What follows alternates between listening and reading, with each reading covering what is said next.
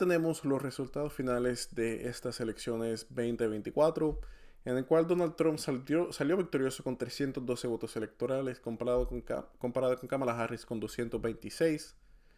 Vemos que en las encuestas finales de 538, Harris de hecho tenía la ventaja con 50 puntos de posibilidad de ganar sobre 100, comparado con Donald Trump con 49 sobre 100. Vemos de que en videos pasados hablé sobre cómo Kamala Harris podía liderar la encuesta gracias a la encuesta de Iowa, cómo Kamala Harris podía liderar estas elecciones gracias a la encuesta de Iowa, que le daba a Harris 3 puntos porcentuales de victoria, pero ya vimos evidentemente que la encuesta estaba completamente errada. Tuvo mucha responsabilidad en darle un momento importante a la campaña de Harris y a los demócratas, ya que la encuesta fue realizada por la empresa de encuesta mejor valorada por 538, que es Seltzer y compañía. Y gracias a esta encuesta, muchos demócratas estaban muy animados y esperanzados con una victoria de 400 votos porcentuales, un escenario en el cual hablo en mi video donde evaluamos si las encuestas estaban subestimando a Kamala Harris, y vemos al respecto que de eso no era el caso. De hecho, las encuestas todavía estaban subestimando a Donald Trump, ya que él fue capaz de tomar todos los estados reñidos. Y ese fue el escenario que evaluamos en esta encuesta que se hizo en 2020 y 2022, la cual hablamos de las encuestas de Atlas Intel. Y vemos que las encuestas de Atlas Intel de hecho fueron acertadas totalmente, dándole la victoria a Donald Trump con 312 votos electorales, comparado con Kamala Harris con 226, que es el resultado exacto que recibió esta contienda electoral. Así que Atlas Intel oficialmente galardonado como la encuesta más acertada para estas elecciones 2024. Así que 2028 hay que estar muy pendientes a Atlas Intel y la información que ellos van a ir dando con respecto a sus encuestas. Y cabe decir de que Atlas Intel tuvo mucha oposición al respecto por sus metodologías, porque ellos usualmente no hacen la metodología común que utilizan las encuestas acá en Estados Unidos, de que solo llaman a líneas, a landlines, a números de teléfono fijos. En cambio, Atlas Intel conduce sus encuestas por medios de redes sociales. Y evidentemente sus resultados se han visto reflejados, acertando en 2020, 2022 y ahora de nuevo en 2024. Ahora quiero sobresaltar unas cosas muy interesantes para mí. Primero que todo, el estado de la Florida fue para Donald Trump con 13 puntos electorales de diferencia. Y en este estado de la Florida vemos que el condado de Miami-Dade, un condado muy diverso, Donald Trump se lo llevó con 12 puntos porcentuales de diferencia comparada con Kamala Harris. El estado de Miami-Dade no ha ido para los republicanos desde el año 1988 en aproximadamente la misma diferencia porcentual, pero un número significativo de diferencia de votos.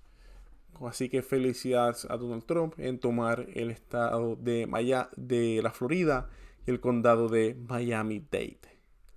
Y aquí en nuestro mapa oficial de los resultados por estado, vemos que Donald Trump tomó la Florida con 13 puntos de diferencia, Georgia con 2, vemos también tomó Texas con 13 puntos, Arizona con 7, y los estados más interesantes aquí fue que California, Harris llevó California con solo 5.3 puntos de diferencia, lo cual en elecciones pasadas los demócratas llevan New Jersey con más de 10 puntos de diferencia. Igualmente aquí pasó en California, que Harris solo lo tomó con 20 puntos de diferencia, mientras que de nuevo elecciones pasadas California es un estado que se lleva con más de 20 puntos. Y si analizamos nuestro mapa, en el cual comparamos la selección del 2020 con las selecciones del 2024 y vemos la diferencia en en el margen de votos. Vemos que Florida, Trump ganó 10 puntos porcentuales. Nueva Jersey, Trump ganó 10 puntos porcentuales. Nueva York, 11 puntos porcentuales. California, casi 10 puntos porcentuales. Y esta pudo haber sido una victoria aún muchísimo más decisiva para los republicanos y una derrota absoluta para los demócratas. Cuando evaluamos las diferentes razas y géneros y las diferencias demográficas que participaron en estas elecciones, Vemos los cambios más significativos en el voto por hombres latinos, que en 2024 pasó a ser 55%, comparado con el 2020 cuando los hombres latinos solo votaron un 36% hacia Donald Trump.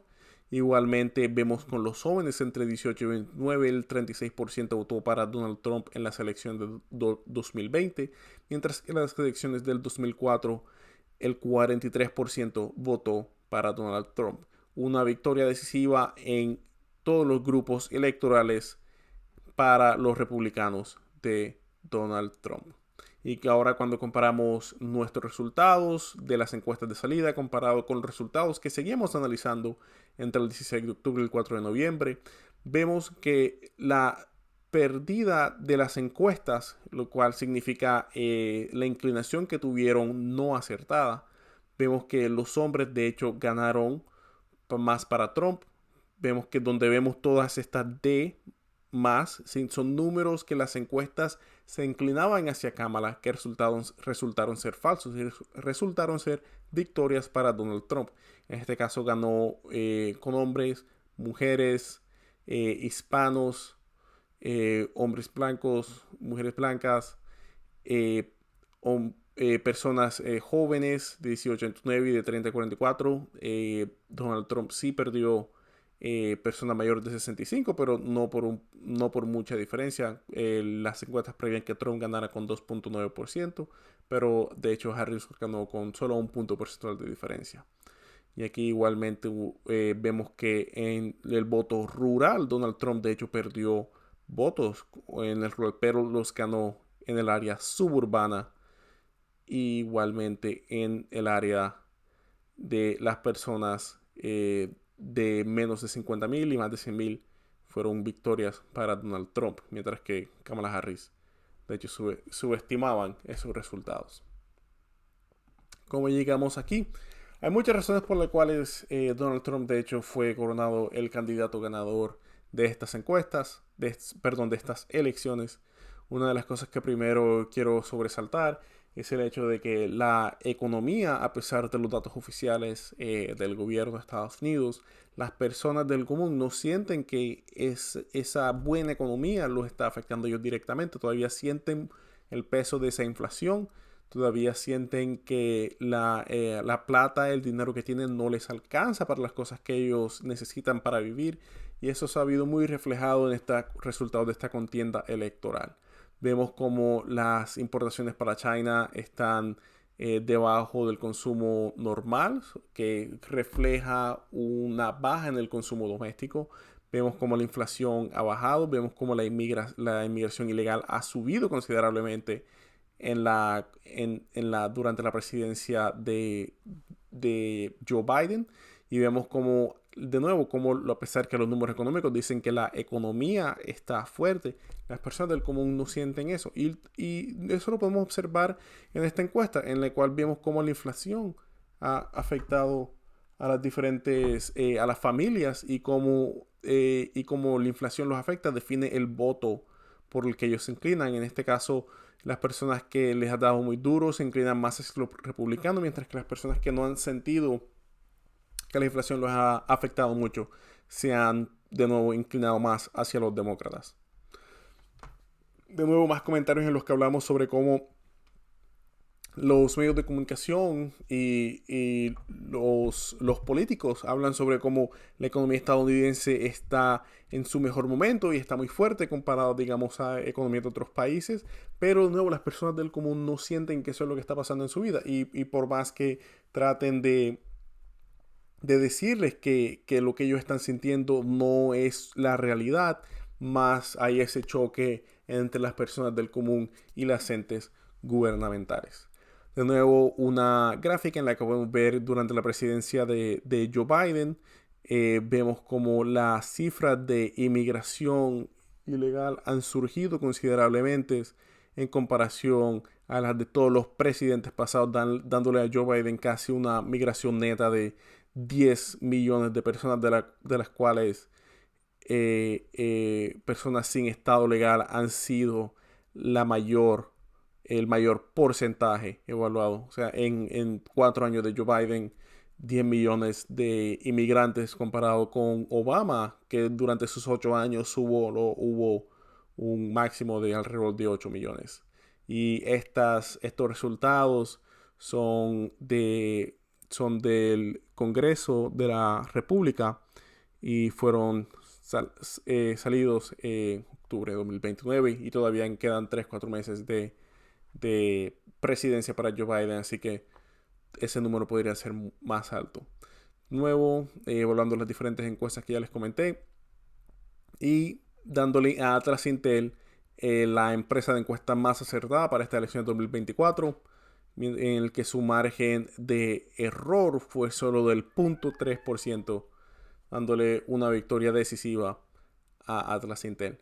Vemos también el cambio demográfico, como básicamente todos los grupos demográficos, a excepción de mayores de edad de 65 y mujeres blancas con títulos universitarios, fueron las únicas demográficas que migraron hacia los demócratas, mientras que todas las otras demográficas migraron fuertemente hacia los republicanos, personas de origen asiático, personas de origen hispano, jóvenes, personas afroamericanas tuvieron un shift muy considerable hacia los republicanos. Incluso las mujeres en general se movieron más hacia los republicanos. Y aquí, esta es una gráfica muy interesante que yo quiero evaluar más cercano. Aquí este es el cambio del voto a partir del condado, en el cual cada flecha refleja hacia qué partido se movió el voto en comparación al año 2020, y el tamaño de la flecha refleja la cantidad porcentual. Entonces podemos observar que prácticamente un 80-85% del país o de los condados en el país migraron más hacia los republicanos, mientras que un pequeño porcentaje migró hacia los demócratas, sobre todo en los centros urbanos. Y aún así vemos que este cambio, esta migración completa es la razón por la que Donald Trump también llegó a ganar el voto electoral. Y aquí, por ejemplo, en el estado de California vemos también que el condado de Los Ángeles migró considerablemente hacia los republicanos, muy probablemente inclinados por la disatisfacción en sus políticas locales. Y personas cercanas a la campaña de Joe Biden nos dieron a conocer de que en un momento la campaña de Joe Biden en sus encuestas internas prevían que él iba a perder por más de 400 votos electorales, y que aún así hasta ese punto todavía Joe Biden se resignaba a dejar su contienda. Y aquí tenemos un mapa que nos puede dar un ejemplo de cómo se hubiera visto ese mapa si Joe Biden hubiera permanecido en la contienda electoral, dándole una pérdida completa a los demócratas. Hubieran perdido el estado de New Hampshire, el estado de Nueva Jersey, hubieran perdido el estado de Nueva York, los estados de Maine y el estado de Nuevo México. Hubiera sido una victoria total completa para los republicanos, comparable a la victoria de Ronald Reagan en 1986. Y por último, una de las cosas que quiero evaluar es que han habido muchas teorías al respecto sobre cómo hay 20 millones de votos que todavía no están reflejados comparados con el año 2020 y el 2024. Pero ya vimos que la razón por la que esos votos todavía no se ven reflejados hoy en día es porque todavía hay muchos votos por contar que nos darán el conteo final. Pero de nuevo, gracias a proyecciones, sabemos que Donald Trump ganará el voto popular por alrededor del 1.5% de votos superiores. De nuevo, en la diferencia de voto vemos como las personas hispánicas, los hombres hispánicos fueron uno de los factores decisivos en esta contienda electoral para dar la victoria a Donald Trump. Así que, ¿cuáles son mis comentarios finales? Pues tengo unas cosas que decir. Pienso que los demócratas subestimaron considerablemente su ventaja. Pienso que no tuvieron una buena contienda electoral. Pienso que Donald Trump hizo muy buen trabajo en recuperar su imagen yendo a diferentes medios de comunicación o medios de comunicación alternos, como la entrevista de Joe Rogan de 3 horas o las diferentes entrevistas a los otros podcasts que buscaban acceder a ese voto masculino que usualmente no sale a votar, pero que podría ser una opción para ellos. Y su estrategia les pagó grandemente. En mi opinión, creo que los demócratas perdieron porque Joe Biden se rehusó a, a ser un presidente de un solo término y decidió el ser el candidato de nuevo a pesar de tener unas dificultades con sus facultades mentales. Perdieron por la diferencia entre el sentimiento económico y los datos oficiales del gobierno. Ya esta ha sido la prueba final de que el gobierno no puede decir a las personas cómo es su situación actual económicamente. Solo las personas pueden decidir cómo es su situación actual económica. Y vemos que esto fue una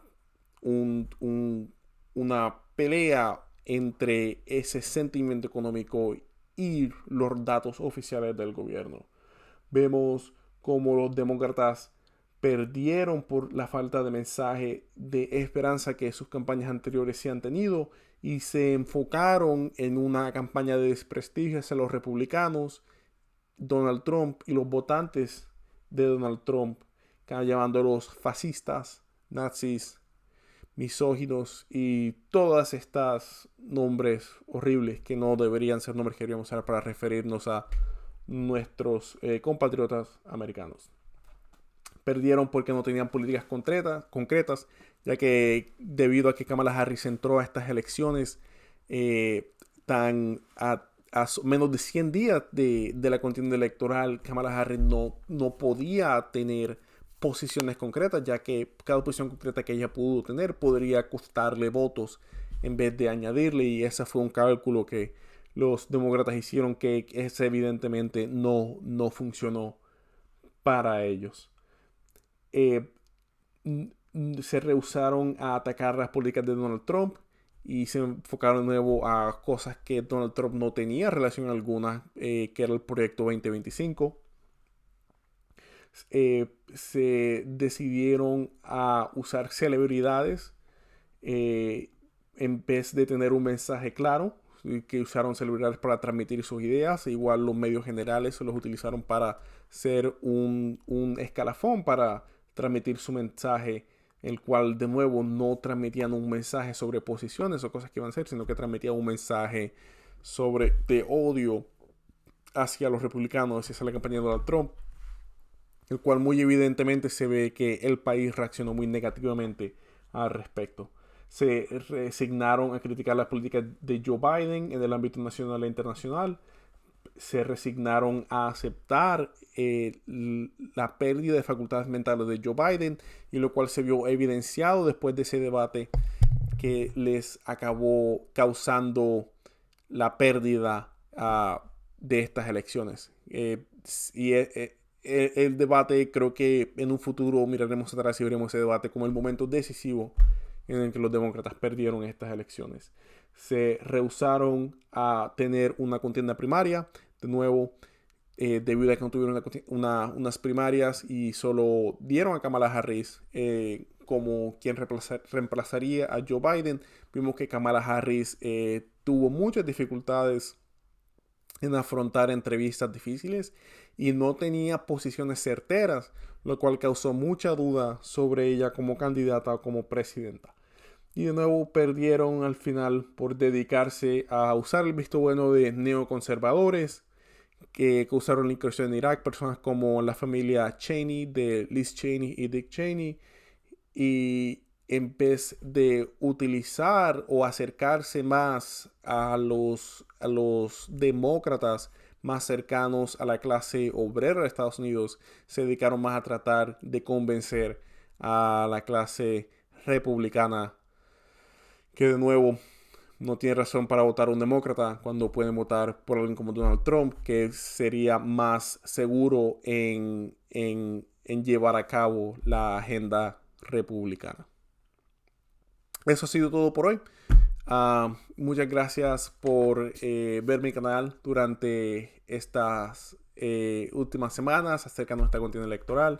Todo esto inició por un deseo de comunicar lo que estaba observando y proveer un espacio a personas que tal vez no sean tan familiar con estas cuestiones electorales, sobre todo aquí en Estados Unidos.